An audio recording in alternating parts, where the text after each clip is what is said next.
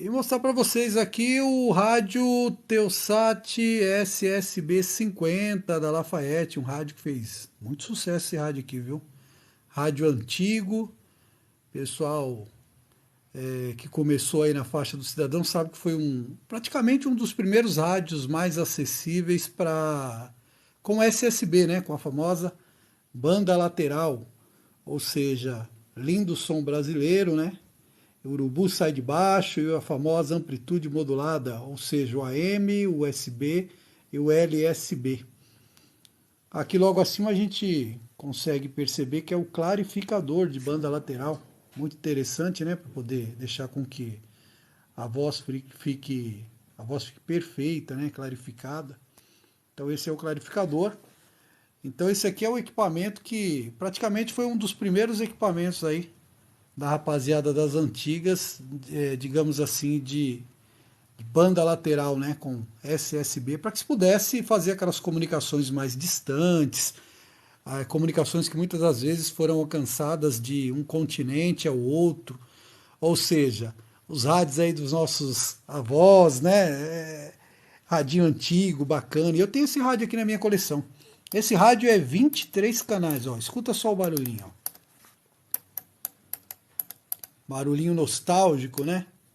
Eita, tem pessoas conhecidas meus, seguidores, tem clientes que eles falam que esses barulhinhos lembram os pais, né? Lembram os tios, lembram a galera aí que curtia o rádio das antigas e eles eram molequinhos, né? Viam o pessoal rodando essas canaletas aqui e achavam muito interessante, sentava ao lado para poder ficar escutando as modulações e poder entender um pouco mais do que significava naquele momento a faixa do cidadão.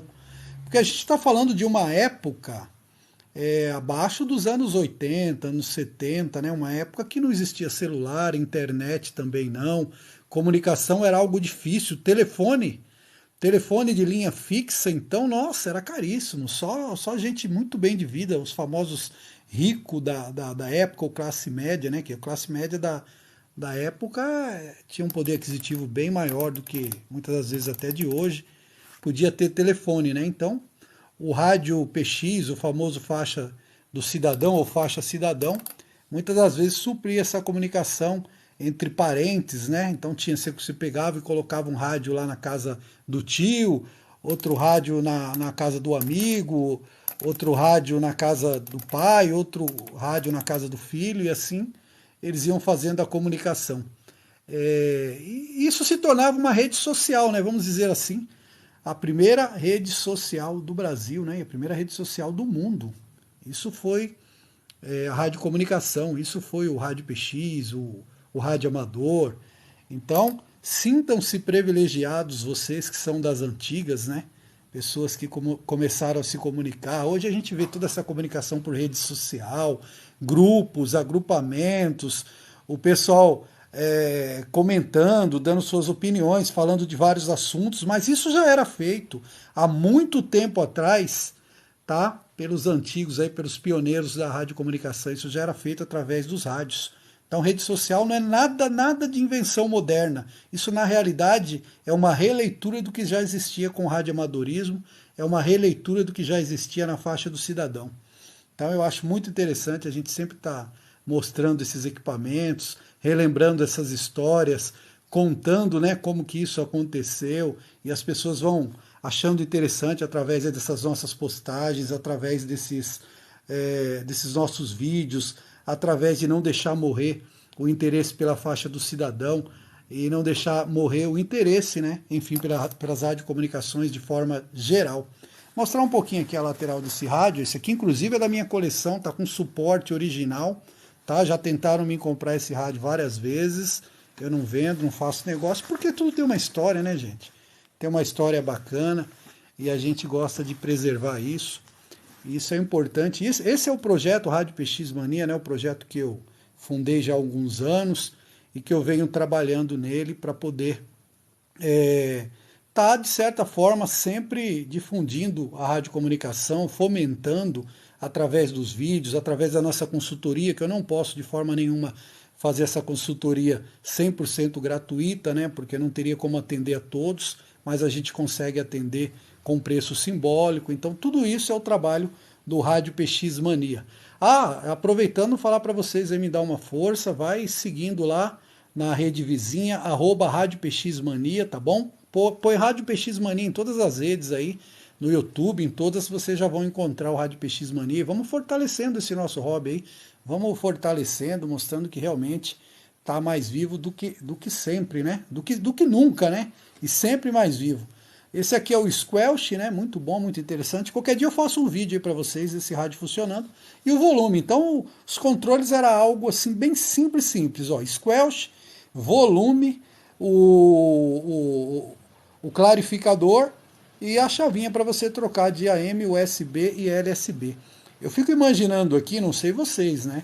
Porque eu já peguei esse rádio aqui usado.